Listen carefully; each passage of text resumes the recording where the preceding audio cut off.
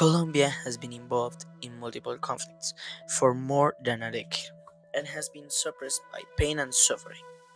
In the mid 20th century, the bipartisan conflict became stronger, louder, and much more violent.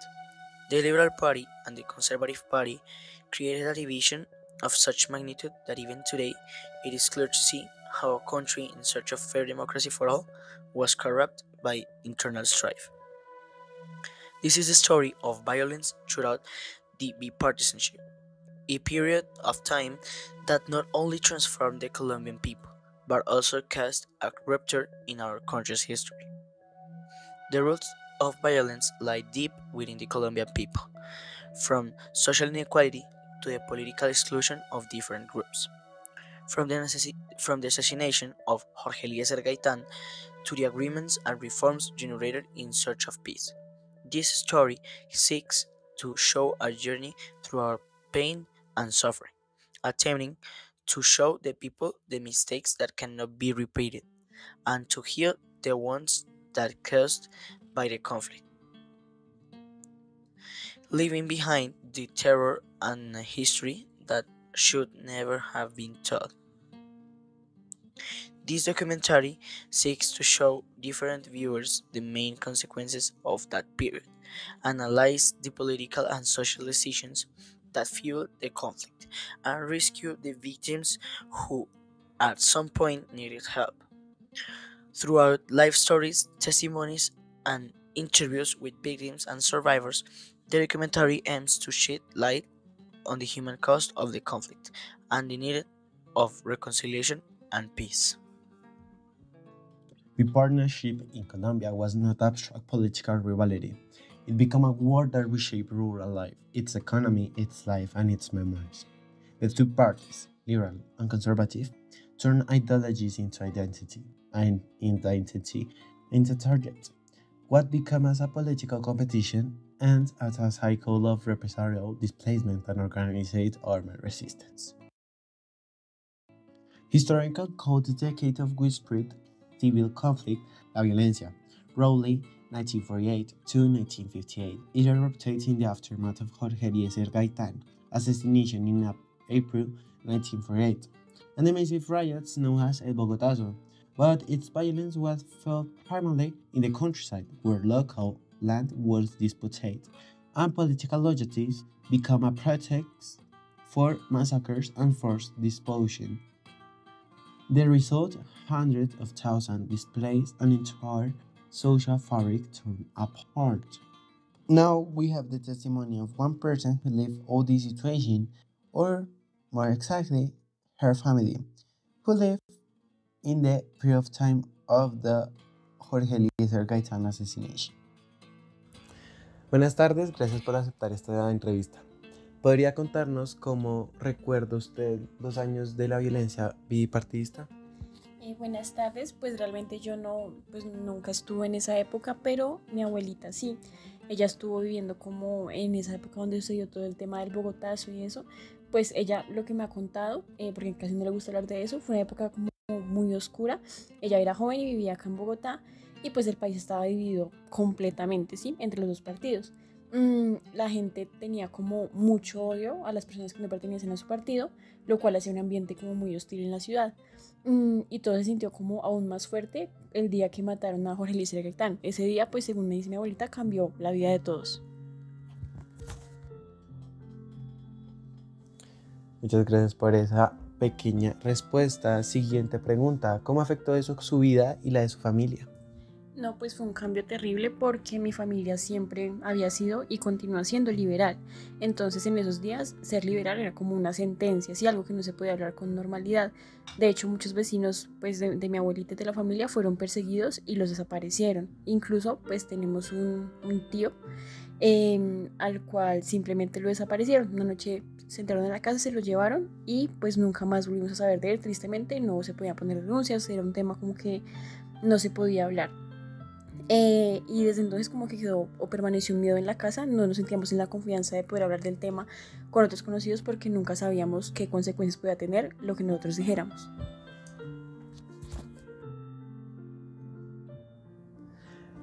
Y con base a lo que ya me has dicho, ¿qué mensaje le darías a las nuevas generaciones de colombianos? Siento que tenemos una responsabilidad social en conocer la historia, ¿sí? En entenderla para poder evitar que se repita. Si bien ahorita no se vive como el momento bipartidista, sí considero que hay muchos odios o muchas rabias frente a pertenecer a un partido y otro. Entonces es importante como aprender de lo que vivieron nuestras familias, reconocer los errores para poder dialogar, respetar y no sesgarnos por el odio. As we have seen, it has not been an easy path for anyone. Bipartisan violence has caused much of economic sorrow. Unfortunately, it's something irreparable and doesn't seem to have an end in sight. However, what we as Colombians can do is motivate ourselves to continue and fight for our dreams. There are many things we can encompass around this whole issue. However, the physical damage caused to people simply by belonging to one political party is inexplicable, and it's truly disappointing to see how a country is fragmented in such as ways to cause so much pain in such a short time.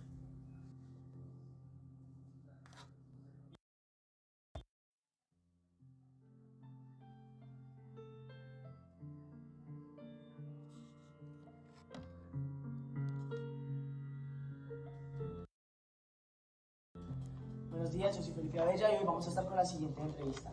Soy María García y nací en Chaparral, Tolima. Bueno, María, te voy a empezar a hacer 6 preguntas. La primera es, ¿cuál es su primer recuerdo relacionado con las divisiones políticas en Colombia? En particular entre los partidos liberal y conservador. Mi recuerdo es el miedo por un color muchas veces definía tu vida. La es, ¿cómo afectó el clima político de esa época, en particular las luchas bipartidistas, la vida cotidiana de su familia y comunidad? Pues tuvimos muchos problemas. Yo nací liberal no por ideología, sino por tradición. Nacimos marcados. La tercera pregunta es, ¿hubo algún evento o momento específico de esa época que haya presenciado o del que haya oído hablar que destaque mucho en su memoria? Sí, un familiar lo sacaron de la finca, lo quemaron la finca, nunca nadie volvió a ni hablar de política. Bueno, María, la cuarta pregunta es, ¿cómo se percibía el otro partido político en su comunidad? ¿Había desconfianza, miedo o algún otro sentimiento? En mi familia los conservadores eran enemigos, pero los conservadores también tenían miedo. Nos enseñaron siempre a odiar. La quinta pregunta es, ¿de qué manera se manifestó el conflicto en su pueblo o barrio? ¿Había divisiones claras o la tensión era como más sutil? La violencia fue silenciosa y brutal. Siempre estábamos listos con machetes escondidos.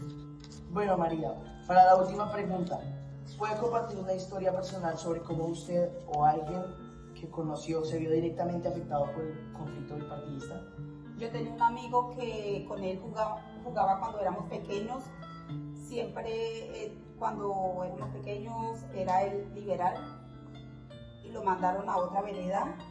Con los años yo supe que lo mataron porque se convirtió en un sapo. As what we see in the interview, the young lady is telling us how her family was lived through so much, and how they have even reached the point of seeing the disappearance of a close loved one. It is this type of testimonies that we realize how the pain that was caused by something so ridiculous to some people and so irrelevant to others. This family is one of millions who have had these experiences. Here, not even a government itself could help them, since they were being subject to different threats and constant fear of being killed. Yo soy Felipe Abella y hoy estamos con Nidia. ¿Cómo estás, Felipe? Bien, muchas gracias. Gracias por sacar un momento para la entrevista, ya que pues eres una persona muy ocupada.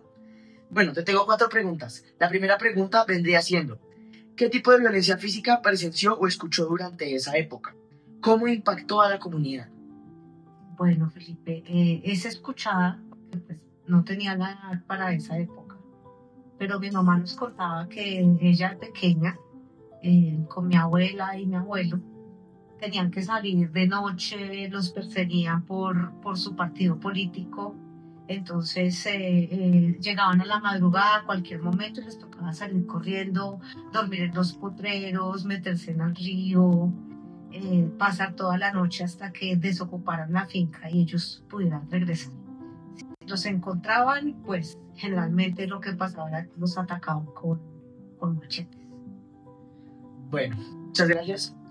La segunda pregunta es, más allá de lo físico, ¿cuáles fueron las cicatrices emocionales y psicológicas que dejó el conflicto?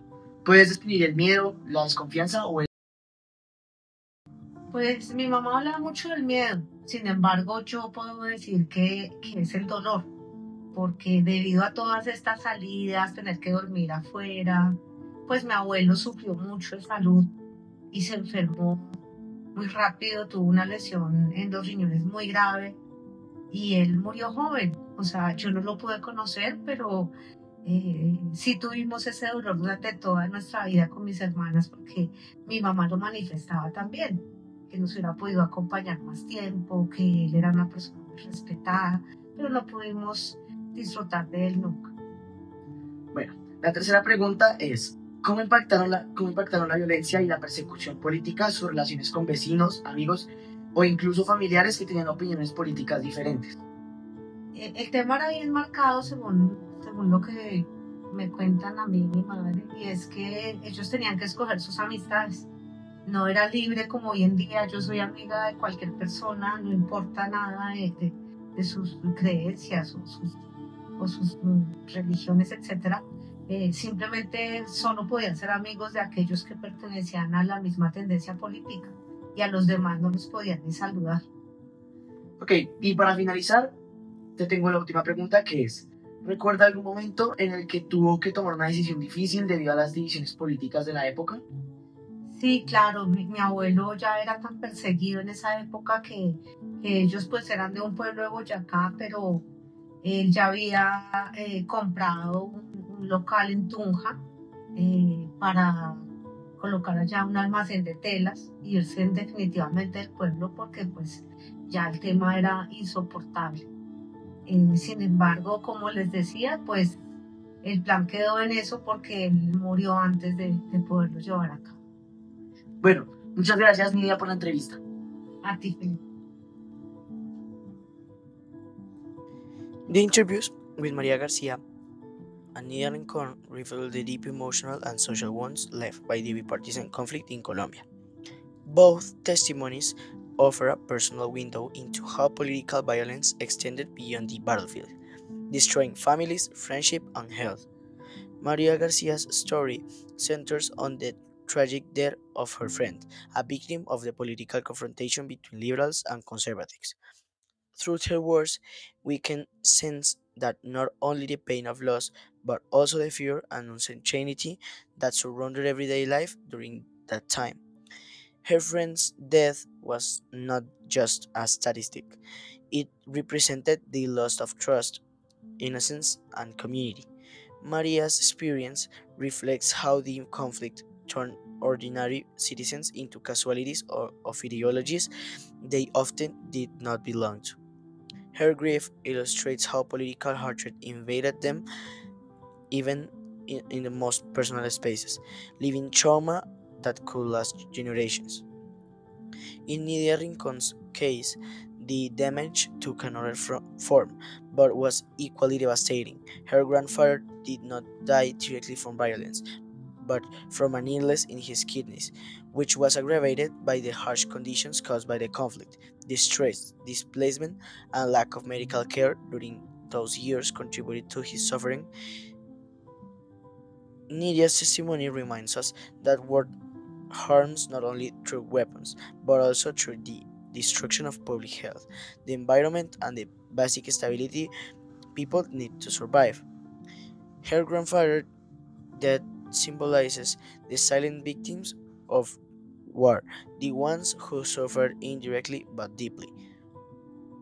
Together, both stories show that the bipartisan conflict was not just a political struggle, it was a human tragedy. It affected bodies, minds, and relationships.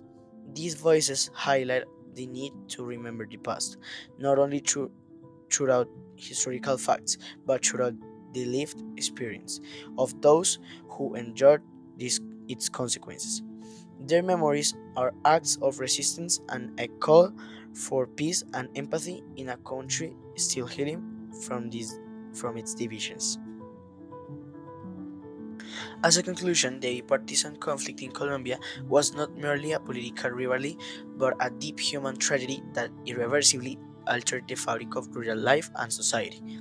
It transformed ideological divisions into personal identities and targets, leading to widespread cycles of violence, displacement, and the emergence of armed groups like FARC and ELN. The conflict's cruelty is reflected not only in brutal acts such as massacres and public terror, but also throughout the enduring fear and trauma in civilian communities. This period left profound scars on Colombia's history and people, emphasizing the destructive impact of political exclusion and social inequality. The testimonies of Maria Garcia and Nia Rincon illustrate the conflict far-reaching consequences beyond battlefield violence. Maria accounts reveals how political hatred shared personal relationships and installed a lasting sense of loss and fear, while Niria's story highlights the indirect but several effects of war through suffering, displacement, and lack of healthcare. Together, their experience underscored the necessity of remember those human costs through living stories, not just history. This remembrance serves as a vital call for a collective commitment to prevent the repetition of such as pain past, fostering empathy and healing in Colombia's ongoing journey.